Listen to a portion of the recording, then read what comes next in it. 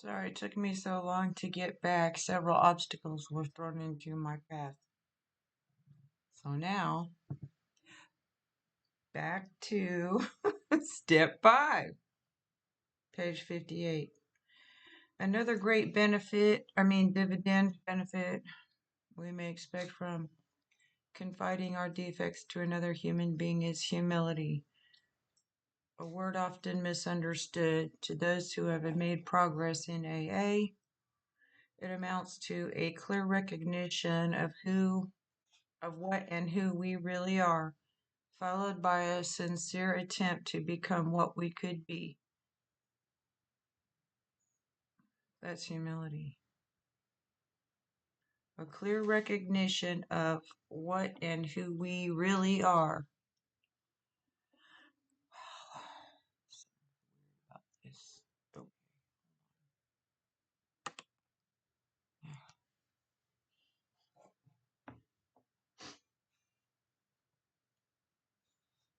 who am I in relation to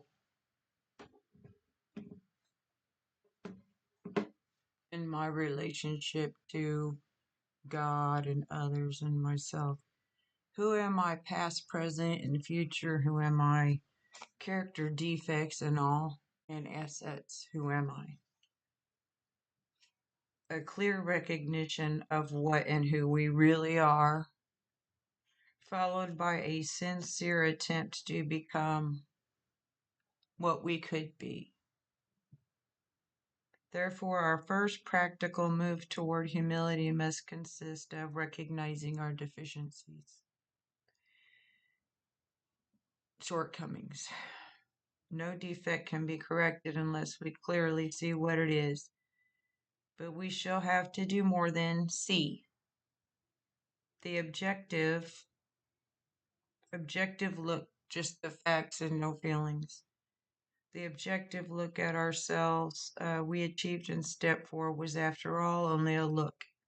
All of us saw, for example, that we lacked honesty and tolerance, that we were beset at times by attacks of self-pity or delusions of personal grandeur. All of us. Let's go back. Let me see. Was it all of us? Yes, all of us.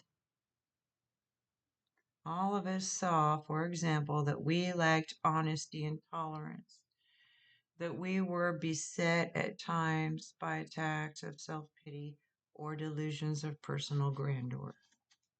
Personal grandeur is great and impressive.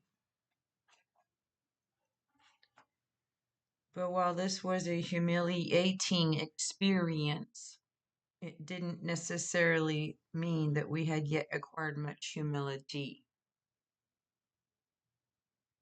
So the shame and guilt of humiliation is not the same as humility, and I hope that people can get their minds wrapped around this, because trying to put other people down and doing that whole humiliation ritual isn't helping anyone at all. It's bullying is what it is.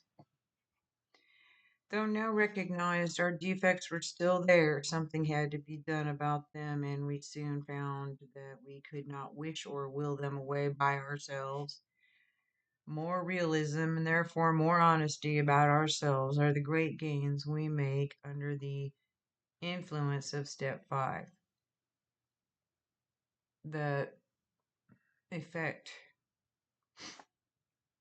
As we took inventory, we began to suspect how much trouble self-delusion had been causing us.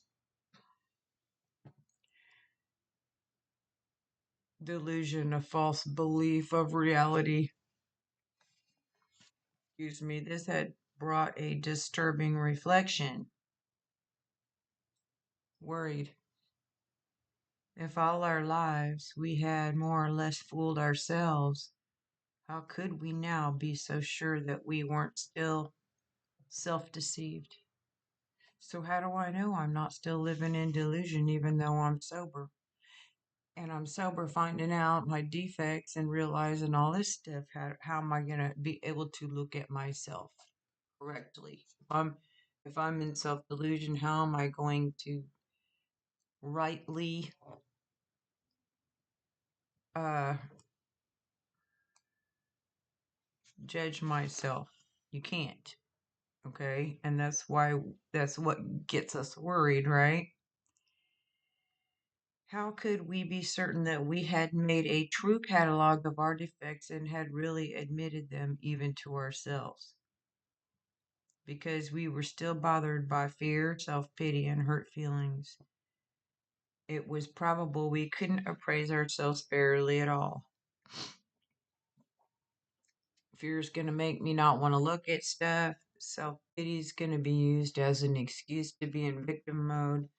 Same thing with hurt feelings. We can justify stuff to ourselves that we wouldn't necessarily be able to justify if there was another human being sitting there and calling us out on our bullshit. Too much guilt and remorse might cause us to dramatize and exaggerate our shortcomings. Our anger and hurt pride might be the smokescreen under which we were hiding some of our defects while we blamed others for them. Possibly, too, we were still handicapped by many liabilities, great and small, we never knew we had. This delusion, which is a lie we tell ourselves. Hence, it was most evident that a solitary self appraisal and the admission of our defects, based on that alone, wouldn't be nearly enough. We'd have to have outside help if we were surely to know and admit the truth about ourselves. The help of God and another human being. Only by discussing ourselves, holding back nothing. Nothing. When I say nothing, when this says nothing, it means nothing. You don't get to have, we will not get the benefits of step 5 if we're holding stuff back. So until you give it all up and come completely clean, you don't get to have the benefits. I'm sorry. I know it's hard, it's very painful, it's very difficult and emotional and scary. Only by being willing to take advice and accept direction could we set foot on the road to straight thinking, solid honesty, and genuine humility. Okay, so I have a problem with taking advice and accepting direction because because I have been hurt, betrayed, um, manipulated, used, and abused so much. Most of us have. We can't trust anyone anymore, okay?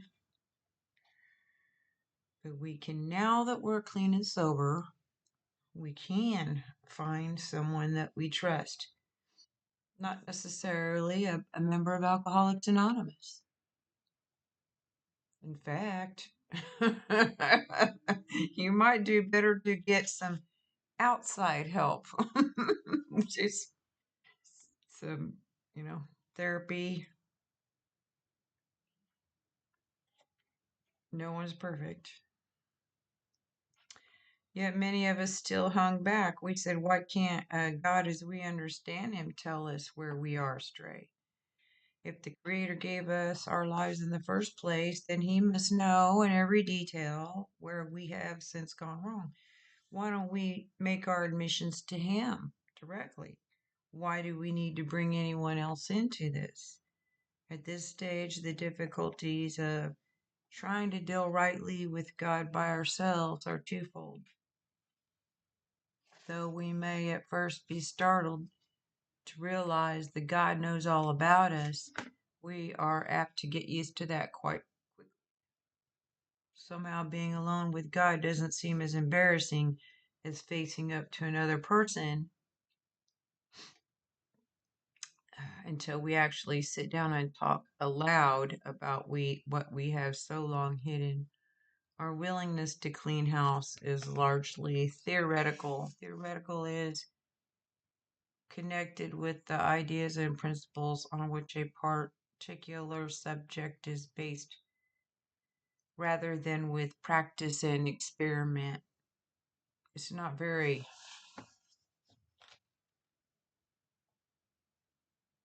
it's kind of out there. It's not really down to earth. It's not anything that you could touch and feel.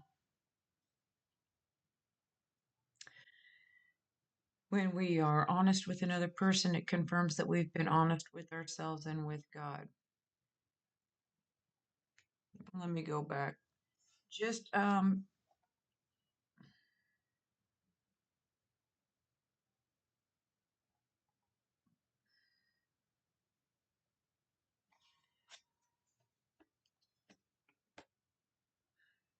just gonna say, forget it. Just forget it.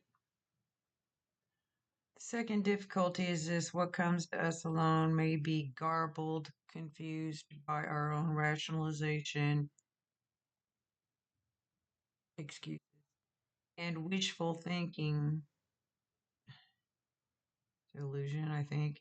The benefit of talking to another person is that we can get his direct comment and counsel on our situation, and there can be no doubt in our minds what that advice is.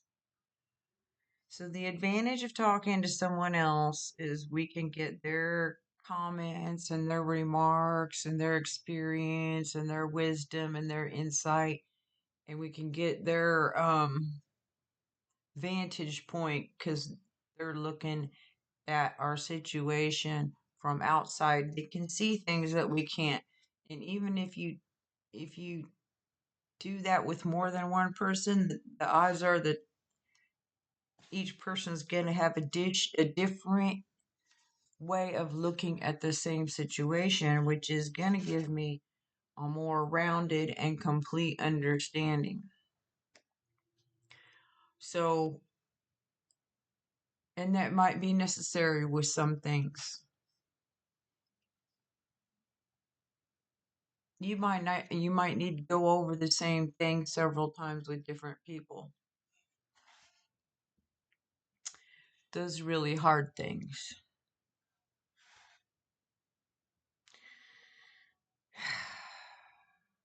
Going it alone in spiritual matters is dangerous. What is this?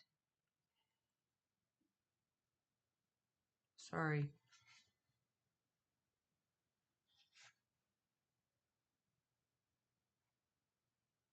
I don't know what I've done there. Going it alone in spiritual matters is dangerous. How many times have we heard well intentioned people claim the guidance of God when it was all too plain they were sorely mistaken? Lacking both practice and humility, they had deluded themselves and were able to justify the most errant nonsense on the ground that this was what God had told them. They had deluded themselves, lied to themselves, were able to justify, excuse the most errant, which is wrong behavior. Errant. There's two errants. The most errant, the one errant it uses is being notoriously without moderation.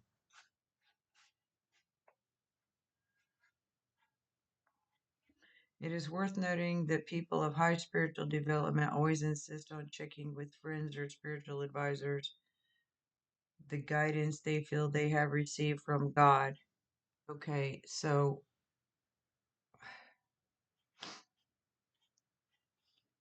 a wise man has many counsel.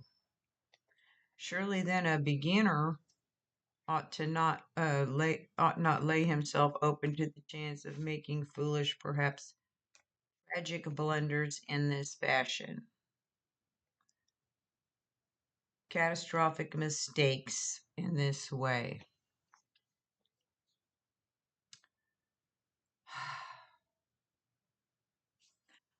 I've had a couple people ask me, insinuate to me. Let me just say, one girl told me that I didn't have any self-worth because I wasn't charging money for doing this. And I just didn't say anything. And then, you know, someone else said I could make money, okay? And I said I didn't want, if I was to make money, then I would be giving up the blessings of God by not doing, instead of doing what God says, trying to monetize my studies, I would be giving up the blessings of God. And he said, show me what blessings. And let me just say, the blessings of God that you cannot see are things you cannot see. Maybe I don't have a brand new car, and I don't have a brand new house, and I don't have the things and the money, but that you have for sacrificing I don't know what you had to sacrifice, but you can't buy God. God's not for sale. And I still believe I'm doing the right thing. And if I wasn't doing the right thing, then people would be trying to stop me. But the fact is that I'm not delusional, and that there are people who don't want you to have this information and knowledge for free, number one, because then you wouldn't have to, then me giving it to you for free means they're not getting paid. And the deal is, this is Alcoholics Anonymous, okay? This is a free program. You shouldn't have to pay for it. Freely you have received. You received it for free. Whether you paid for it or not, you shouldn't have, because the blessings of God are not to be bought. I'm going to move on.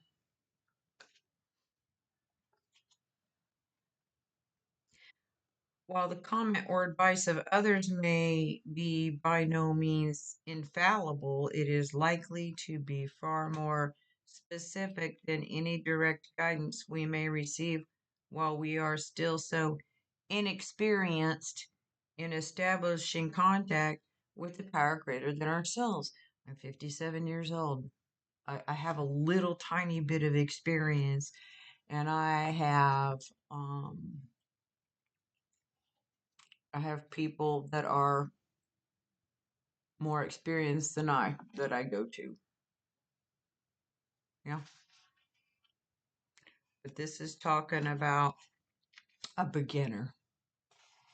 A beginner, if people that aren't beginners, that are more experienced, okay, have more wisdom and experience, if they go to other people, then surely a beginner should.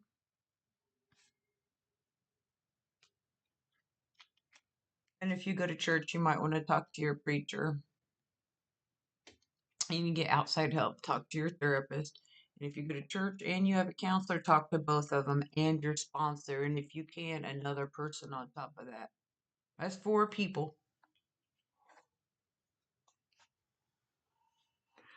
Our next problem will be to discover the person in whom we are to confide. I still think you should have 2 people, because you can't really judge rightly with just one outside person. But okay. Here we ought to take a confide. Confide means telling someone about a secret or a private matter, while trusting them not to repeat it to others. Here we ought to take much care, remembering that prudence is a virtue which carries a high rating.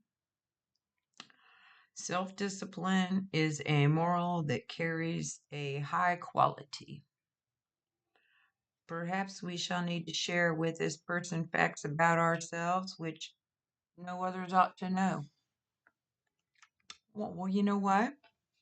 Because human beings have a way of pointing fingers and trying to shame and guilt, and humiliate, and make people feel like they're a piece of shit. And sometimes they do it in an effort to control and manipulate that person. Trust me, I know. I've had it done to me. I'm a woman. We shall want to speak to with someone who is experienced, who not only has stayed dry but has been able to surmount other serious difficulties. Difficulties perhaps like our own. This person may turn out to be one sponsor, mentor, confidant, friend, but not necessarily so. If you have developed a high confidence in him and his temperament and problems are close to your own, then such a choice will be good. Such a choice will be good. Now they say only women should only have women sponsors and men should only have men sponsors, and they say that because when you're early in recovery, you can get taken advantage of, especially if you're a young woman new in the program. You can get manipulated, emotionally manipulated through this step into bed. It's called 12 step, but that's not necessarily going to hold true for every single person. You know, the first women were sponsored by men, lots of women who were sponsored by men, good men, not the not the leches, but the real honest, good men in Alcoholics Anonymous, because there are some that actually cared about whether that these women lived or died, helped them. But a selfish person, and we're all selfish in AA, can really kill people, especially in Alcoholics Anonymous.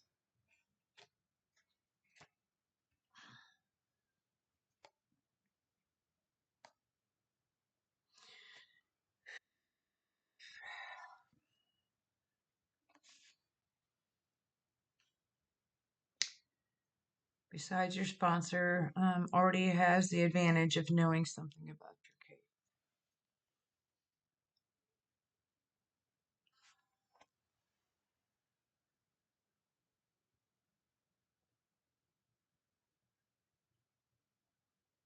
So it talks about a temperament of the person that you talk to, your sponsor being like your own.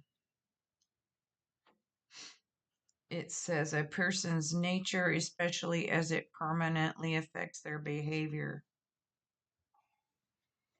Me and one of my sponsors both have our family roots down in the Ozarks, real close towns down there. So it was totally a God thing. Perhaps though your relation to him is such that you would care to reveal only part of your story. If this is the situation, by all means do so, for you ought to make a beginning as soon as you can. That means some people you can't tell some things to. Like you could give the majority of your fourth step, to your sponsor or mentor or AA person, and then take the other really deep heart issues or issue to your counseling or therapist, okay? Someone who's qualified to handle those things.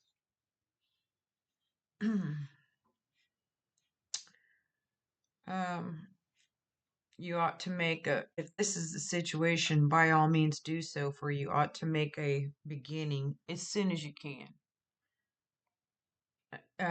It may turn out, well, let me say, when it says you ought to make a beginning as soon as you can, it doesn't say, I'm going to take that to mean as soon as you can. I don't think it means you ought to make a beginning after you've had 5 months of sobriety. I don't think that says you ought to make a beginning after, so many years. It doesn't say you ought to make a beginning when you get to a certain spot in step 5. And when you It means as soon as you can. As soon as you come into AA, get rid of the shit as soon as you can so you can stay sober. It may turn out, however, that you'll choose someone else for the more difficult and deeper revelations. A revelation is a surprising and previously unknown fact, especially one that is made known in a dramatic way. I don't know what that's. I don't know. Sorry. This individual may be entirely outside of AA, for example, your clergyman or your doctor. For some of us, a complete stranger may prove the best bet. People talk.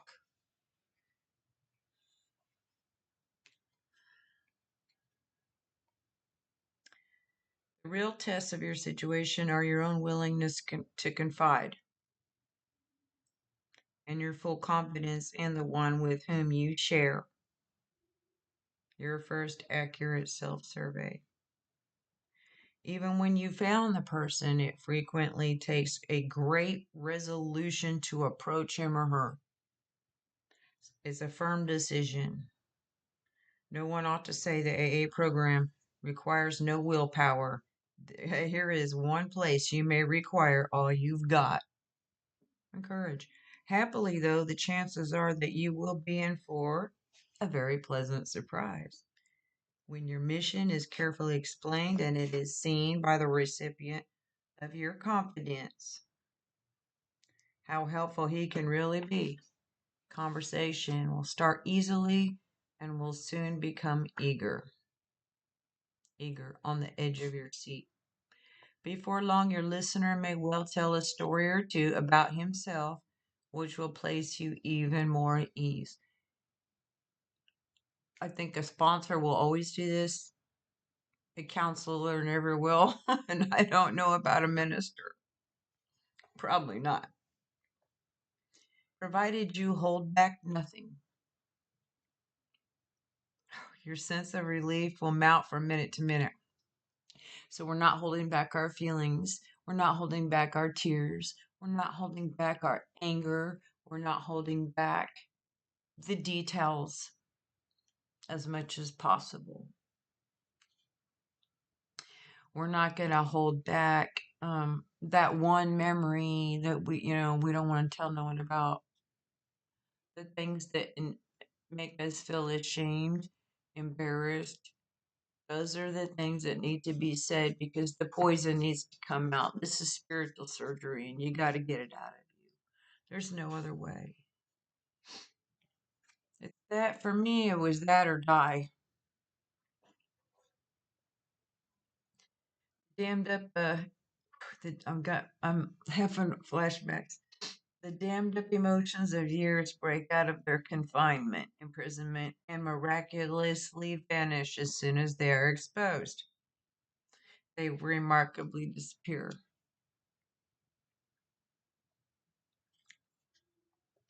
As the pain subsides, the healing tranquility takes its place. I'm so grateful for my first sponsor. Something else of great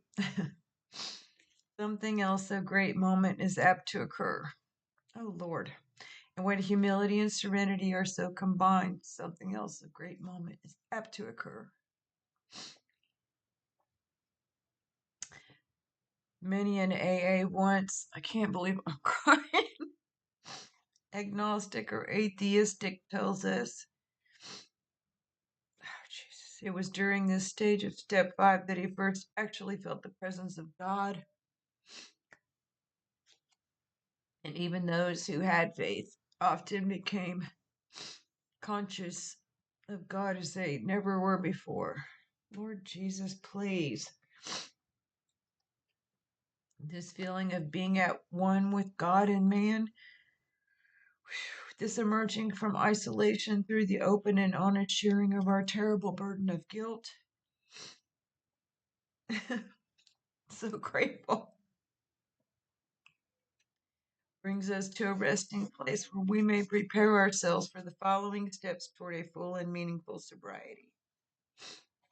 Healing, the process of making or becoming sound or healthy again. Exposed, to remove what's covering something so it can be seen. Sound in good condition, not damaged, injured, or diseased.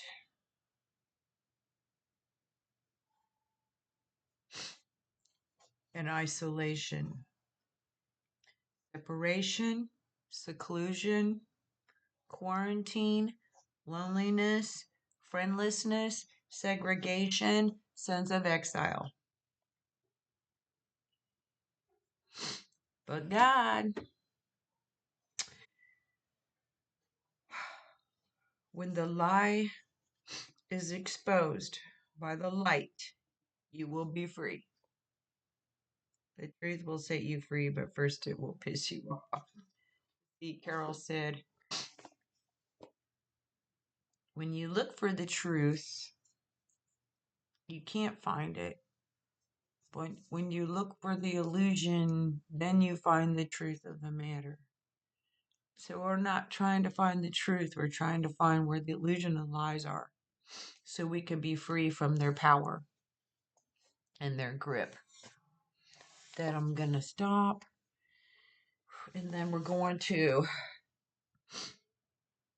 Tradition 5.